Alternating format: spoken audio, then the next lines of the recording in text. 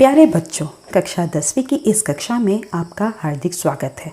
आज जो पाठ मैं पढ़ाने या समझाने जा रही हूँ वो आलोक भाग 2 आपकी किताब का पहला पाठ है और पाठ का नाम है नींव की ईंट और इसके लेखक हैं रामवृक्ष बेनीपुरी जी। आइए सबसे पहले हम लेखक के बारे में जानते हैं। रामवृक्ष बेनीपुरी जी का हिंदी गद्य जगत में बहुत अच्छा योगदान रहा है। रामवृक्ष बेनीपुरी जी एक सशक्त गद्यकार हैं।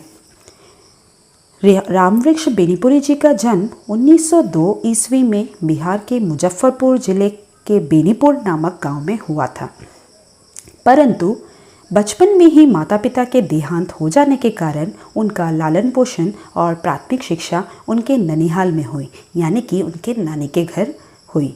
मैट्रिक पास करने से पहले 1920 ईस्वी में उन्होंने महात्मा गांधी के साथ असहयोग आंदोलन में भाग लिया और 1968 में उनका निधन हो गया। आप जैसे कि आप देख सकते हैं, आपकी किताब में भी इनके बारे में दिया गया है और उनका चित्र भी दिखाया गया है, तो आप यहाँ से पढ़ भी सकते हैं। तो बच्चों, हम आज इन्हीं की रचित निबंध को पढ़ने जा रहे हैं, नींव की ईंट।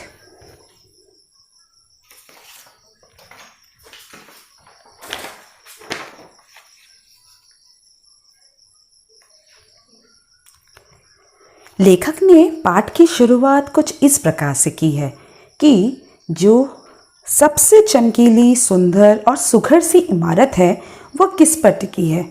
क्या आप लोग जानते हैं, इसके कंगूरों को तो दुनिया देखती है। कंगूरों से आशय है कोई भी इमारत या भवन का ऊपरी हिस्सा। लेकिन क्या किसी ने नींव की ईंट की ओर ध्यान दिया है, यानी कि किसी ने ये सोचा है कि ये जो सुंदर इमारत है उसकी नींव किस पर टिकी है? तो इसका उत्तर है नहीं, क्योंकि दुनिया चमक दमक देखती है, दुनिया बाहरी वातावरण, बाहरी आवरण, बाहरी पर्दा देखती है, लेकिन उसके पीछे की मेहनत की ओर किसी का ध्यान नहीं जाता। और यहाँ पर लेखक कहना चाहते हैं, सत्यम हमेशा शिवम होता है, ईश्वर का रूप होता है, लेकिन सत्य हमेशा सुंदर हो ये ज़रूरी नहीं होता। कहने का अर्थ ये है कि सत्य बहुत कठोर होता है।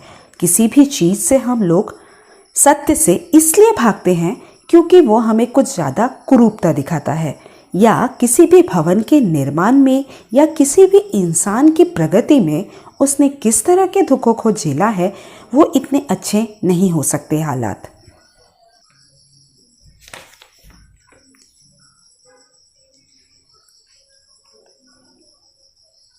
तो इसी के बारे में लेखक आगे भी कहते हैं कि वह ईंट धन्य है जो कट छट कर कंगूरों पर चढ़ती है और बरबस लोगों का ध्यान अपनी ओर आकर्षित कर लेती है। यानी उस ईंट का भी अपना महत्व है जो कंगूरे पर लगी है। लेकिन धन्य कौन सी ईंट है? वह ईंट जो जमीन के 7 हाथ नीचे गड़ गई है और जो इमारत की पहली ईंट बन गई है। यानी लेखक उस ईंट का महत्व ज़्यादा मानते हैं जो किसी भी इमारत की नींव की ईंट होती है। तो लेखक कहते हैं क्यों इसी पहली ईंट पर उसकी मजबूती निर्भर करती है। उस ईंट को अगर हिला दिया जाए तो वो जो इमारत, जो कंगूरा है, वो बेतहाशा जमीन पर आकर गिर जाएगा। तो लेखक का मानना ये भी है कि कंगूरे के गीत सभी गाते हैं। यानी मान लीजिए कोई इंसान प्रसिद्ध हो गया तो उसकी योगदान सभी लोग करते हैं। कोई इमारत सुंदर बन गई तो उसको बनाने वाले की मेहनत की तारीफ सभी करते हैं। लेकिन क्या किसी ने भी कभी भी उसके पीछे जो मेहनत है, नींव की ईंट लगी है, क्या उसे कभी किसी ने उसकी ओर ध्यान दिया है? तो आइए आज उसी के बारे में बात करें। वह ईंट जो बाकी ईंटों से ज़्यादा पकी थी, जो ऊपर लगी होती है, कंगूरे की शोभा को 100 गुना कर देती है। लेकिन जिस ईंट ने देखा कि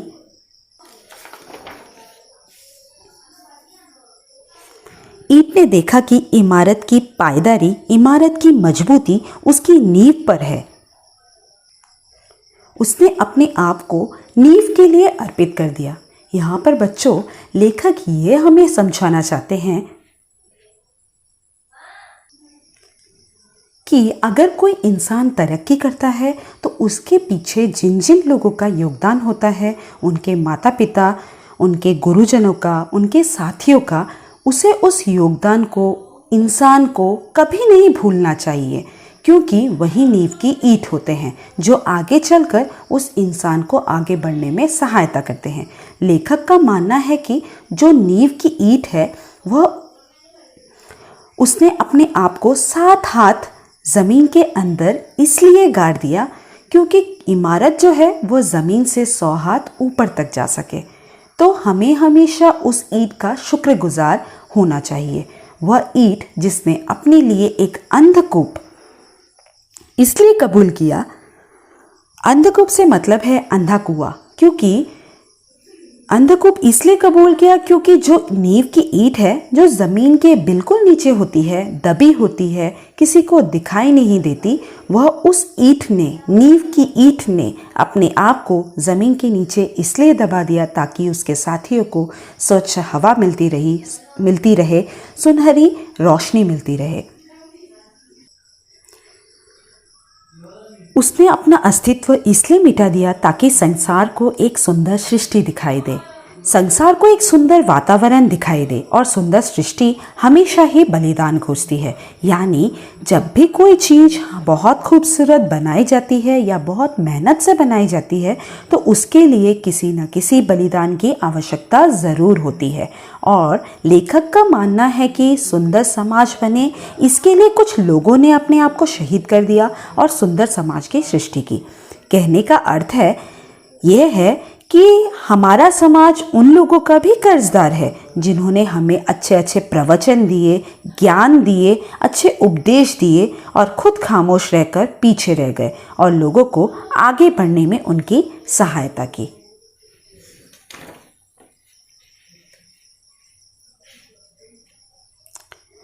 ईसा की शहादत ने ईसाई धर्म को अमर बना दिया, ये कह सकते हैं। लेखक ने ये उदाहरण दिया है, लेकिन लेखक के विचारों में ईसाई धर्म को अमर उन लोगों ने बनाया जिन्होंने इस धर्म के प्रचार में अपने आप को समर्पित कर दिया। यहाँ पर लेखक ये कहना चाहते हैं कि अगर आज हम लोग ईसा मसीह को याद करते हैं कि उन्होंने ईसाई धर्म को अमर किया है, तो साथ ही साथ हमें उन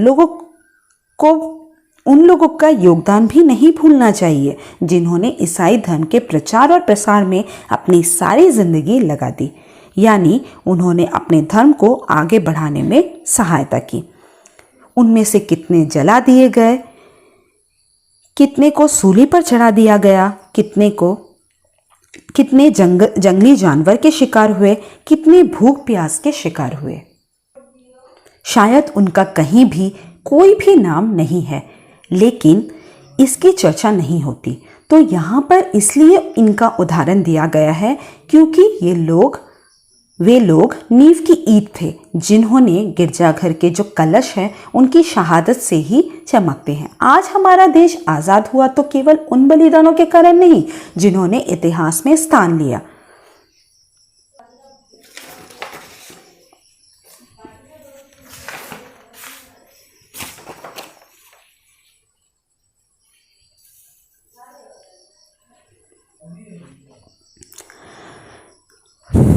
यहाँ पर लेखक का ये भी मानना है कि देश का शायद ही कोई ऐसा कोना हो जहाँ कुछ ऐसे दधीची नहीं हुए हों जिनकी हड्डियों के दान ने ही वृत्तासुर असुर का विनाश किया था। तो बच्चों, यहाँ पर अगर दधीची ऋषि की बात आई है तो मैं आपको उनके बारे में छोटा सा आप लोगों को परिचय देना चाहूँगी कि दधीची एक प्रसिद्ध ऋषि थे जिसने अपने शरीर की हड्डियां देवताओं को अर्पण कर दी और स्वयं मरने के लिए तैयार हो गए थे। और इन हड्डियों से देवताओं के शिल्पी विश्वकर्मा ने एक वज्र का निर्माण किया था। और उस समय हुआ क्या था, वृत्तासुर नाम का एक राक्षस था और ऋषि दधीची की हड्डियों से निर्मित वज्र से ही भगवान इंद्र ने वृत्तासुर और अन्य राक्षसों को मारा था। यहाँ दधीची ऋषि का परिचय इसलिए आया है कि यदि हमारा देश आज़ाद हुआ है तो उसके लिए कुछ ऐसे लोग भी उन लोगों को भी श्रेय देना चाहिए जिन्होंने दधीची ऋषि की तरह अपना बलिदान जो है वो दिया था। इसके साथ साथ लेखक ये भी कहना चाहते हैं कि हम जिसे देख नहीं सके वो सत्य नहीं है। ये है मूढ़ धारणा कि कई बार ऐसा होता है कि हम लोगों को जो दिखाई देता है हम उसे ही सच मान लेते हैं। जो लोग हमें सामने दिखाई देते हैं या जिन्होंने हमारे देश के लिए बलिदान दिया है हम उसे ही मानते हैं।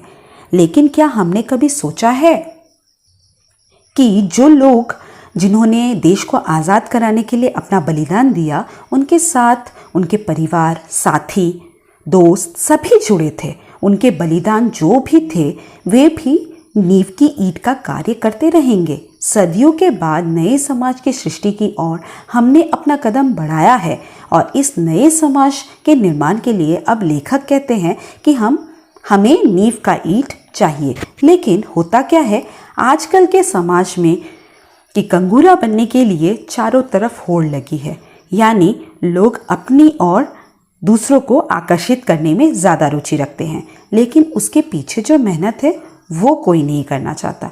सब लोग ज़्यादा से ज़्यादा लोगों के नज़रों में आना चाहते हैं, लेकिन उस नज़र तक चढ़ने के लिए जो परिश्रम की सीढ़ियाँ चढ़नी पड़ेंगी वो ज़्यादातर लोग करने के लिए यानी उनका मतलब उनकी रुचि उनमें नहीं होती।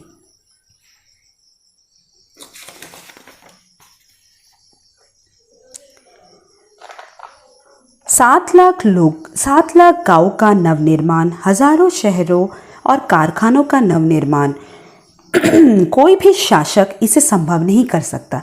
ये उस समय की बात कर रहे हैं लेखक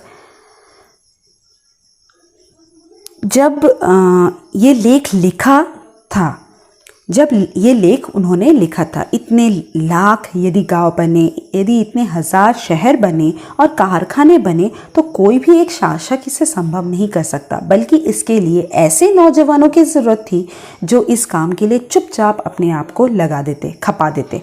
तो ये जितना भी निर्माण हुआ है गाँवों का, शहरों का, वो इन नौजवानों की मेहनत का नतीजा है जो नींव की ईंट की तरह आज तक हमारे सामने नहीं आई। इसके साथ साथ लेखक कहते हैं ऐसे नौजवान चाहिए जो एक नई प्रेरणा से अनुप्राणित हो, एक नई प्रेरणा उनको मिले, वो शाबाशियों से दूर हो। यानी जब भी कोई कार्य वे करें तो केवल इसलिए न करें कि उन्हें शाबाशी मिले, बल्कि वो इनमें कंगूरा बनने की कामना न हो। ये न चाहे कि लोग हमारा नाम लेकर वाहवाही करें, जिनमें कलश कहलाने की वासना न हो, कि जो भवन के सबसे ऊपर जो कलश है वो हम हैं। यहाँ लेखक का मानना ये है कि हम ऐसे लोग, ऐसे नौजवान हमें चाहिए समाज के लिए जो अपने आप को बलिदान कर दे, जो समाज के उन्नति के लिए कार्य करे, लेकिन उनमें ये होड़ न मची हो कि सारी दुनिया हमारी वाहवाही करे, सारी दुनिया जो है हमारी प्रशंसा करे। उदय के लिए आतुर हमारा समाज चिल्ला रहा है, यानी हमारा जो समाज है वो आगे बढ़ना चाहता है, विकास करना चाहता है और चाहता है कि लोग हमारे समाज की वाहवाही करें, लेकिन हमारी नींव की ईंट कहाँ है। यहाँ पर लेखक का ये भी कहना है कि जो विकास करने के लिए शहादत की आवश्यकता है, जो विकास करने के लिए तपस्या की आवश्यक है, वो नींव की ईंट बनने की आवश्यकता है। वह नींव की ईंट कहाँ है? यानी ऐसे नौजवानों की आज कमी है जो अपने आप को मिटाकर समाज के लिए आगे बढ़ना चाहते हैं, बल्कि आज ऐसे लोगों का ही भरमार है जो अपने आप को दूसरों के सामने दिखाना चाहते हैं। देखिए ये काम हमने किया है। देश के नौजवानों के लिए लेखक रामवृक्ष बेनीपुरी जी ये चुनौती दे रहे हैं कि यदि समाज को आगे बढ़ाना है, यदि देश को आगे बढ़ाना है, तो हमें उस भवन का कंगूरा बनने के बजाय उस भवन की नींव की ईंट बनना चाहिए, जिसके कारण सारा जो देश है उसकी पहचान जानी जाए। तो बच्चों, इस पाठ के द्वारा रामवृक्ष बेनीपुरी जी आपको ये समझाना चाहते हैं कि ज़िंदगी में यदि आप आगे बढ़ना चाहते हो, यदि अपने समाज और देश के लिए कुछ करना चाहते हो, तो स्वयं को उभारने की अपेक्षा, अपनी वाहवाही कराने की अपेक्षा आप नींव की ईंट बनकर ऐसे कारण दीजिए कि लोगों को आपसे प्रेरणा मिले। यदि आप चाहते हैं कि समाज, देश तरक्की करे, तो आप उसमें अपना योगदान इस तरह से डालें कि वो मजबूती से उभर कर सामने आए। इसी में हमारे देश की भलाई है और इसी के द्वारा ही नींव की ईंट बनने के द्वारा ही हमारा जो देश है हम वह हमेशा प्रगति की ओर बढ़ सकता है, प्रगति कर सकता है।